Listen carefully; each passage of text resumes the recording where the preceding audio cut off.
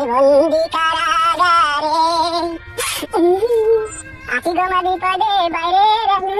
চোখে পড়ে না আমার আমি বন্দি কারাগারে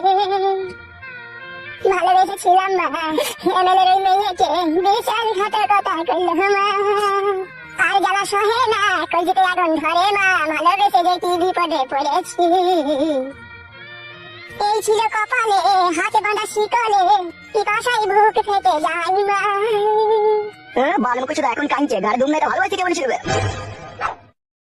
কিন্তু আর ভালো হবে এমএলএ সাহেব ডাকছি তোকে আমিও যাবো না এমএলএ সাহেবের কাছে ও ভাই আবল তাবল মার দিচ্ছে আমাকে আবল তাবল মার খাওয়ার কাজ করছিস আবল তাবল মার খাবি না এমএলএ সাহেবের মেয়েকে আমি নিয়ে পালাইতে চাইনি ওই আমাকে বললো আমাকে নিয়ে পালিয়ে চলো কিছু যদি হয় আমি বুঝবো যে ওই এখন মাছ হতে আমার হাত ছেড়ে দিল ওইসব কথা আমাকে বলে কোনো লাভ হবে না এমএলএ সাহেব ডাকতে পাঠিয়েছে তুই চো আমার সাথে তুমি কি কাউকে কোনোদিন ভালোবাসোনি নাকি ভাই তুমি কি ভালোবাসার মর্ম বুঝো না ভাই তোমার চোখ মুখ দেখে বুঝে দিচ্ছে তুমিও কাউকে একদিন একদিন ভালোবাসতে তোমাকে আমি তার ভালোবাসার কসম দিলাম ভাই আমাকে নিজে যেন মাছ ধরে আর খুঁজো না ভাই আমার শরীর আর লিখতে পারছে না লাউড়া চোদা ভালোবাসার কথা শুনে মনটাকে গলিয়ে দিলি আমার সবই তো বুঝতে পারছো ভাই ওরা বড় লোক ওদের পয়সা আছে ওদের টাকা আছে আর আমাদের কিচ্ছু নাই ভাই বুঝতে পারছো না সেই জন্য আমাদেরকে ধরে লেগে আবার তাবল মারছে খেপা চোদা শোন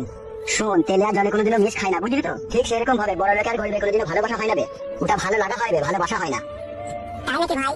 বড় লোকের মেয়েরা ভালোভাবে জানে যে আমরা যতই নোংরাম করি যতই খারাপ কাজ করি না কেন আমার বাবা টাকা পয়সা আছে টাকা পয়সা জোরে আমার বিয়ে হয়ে যাবে তাই যাকে ভালোবেসেছি তার সাথে একটু পুতুল খেলা খেলি না কেন তাহলে তার মনটাও বুঝবে যে না ও আমার সাথে পালানোর চেষ্টা করেছিল কিন্তু ওর বাবা পালাইতে দেয়নি এইগুলো মেয়েদের সাজানো নাটক বে সত্যি করে ভাই আমার আমাকে দেখি তোর কি মনে হচ্ছে আমার তো মনে হচ্ছে তুমি প্রেমে ধোকা খেয়েছো শুধু প্রেমে ধোকায় খাই নেবে প্রেমের জ্বর জড়িত অ্যাসিড গুলো পানি খেয়ে বসে আছি আজকে সত্যি করে ভাই আমিও লাউড়া একটা গরিবের ছেলে হয়ে বড় লোকের মেয়েকে ভালোবাসতাম তাই নাকি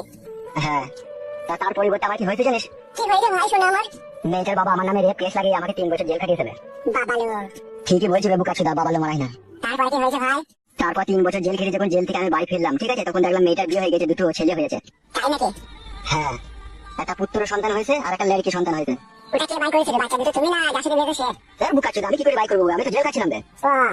কি তারপর কি হয়েছে বলো ভাই মেয়েটার প্রতি আমার ভালোবাসা 3 বছরই ছিল আমি যতদিন জেলে ছিলাম ততদিন ভালোবাসা অক্ষয় ভাবে বুকে পুষে রেখেছিলাম তাই নাকি ভাই হ্যাঁ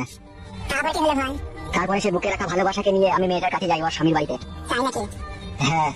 তারপর কি হলো ভাই তারপরে ওর স্বামীর বাড়ি গিয়ে দেখি ওর স্বামী চেয়ারে বসে বসে লাল চা খেয়ে আর পেপার পড়ছে আর যাকে ভালোবেসেছিলাম সে দেখছি ওর পাশে দাঁড়িয়ে আছে তারপর কি হলো ভাই তারপরে আমি বললাম কি গো আমার কথা ভুলে গিয়ে আজকে সে স্বামীর ঘর করছো একবারও কি আমার কথা মনে পড়ে না তোমার আমি কি তোমার জন্য 3 বছর জেল খাটলাম আর তুমি এসে আজকে স্বামীর ঘর করছো তারপর কি হলো ভাই তারপর মেয়েটা বলছে কি রে তুমি পাগল ছাগলের মতো আবল তাবল কথা বলছো এখানে বাবালো পুরো অ্যাসিড মেরে দিলে তো ভাই যাকে ভালোবাসতাম সে অ্যাসিড মেরে শুধু শান্তি পায়নি অ্যাসিডের সাথে সাথে আমাকে নাইট্রিক অ্যাসিডও মেরেছে বাবালো বুকে ভিতরে ঝাঁঝা করে দিয়েছে তাইলে ঝাঁঝরা কি বে শুধু কলজির ভিতরে হাড় কাটা আছে আর কলজিগুলো সব ফুটি করে দিয়ে দেবে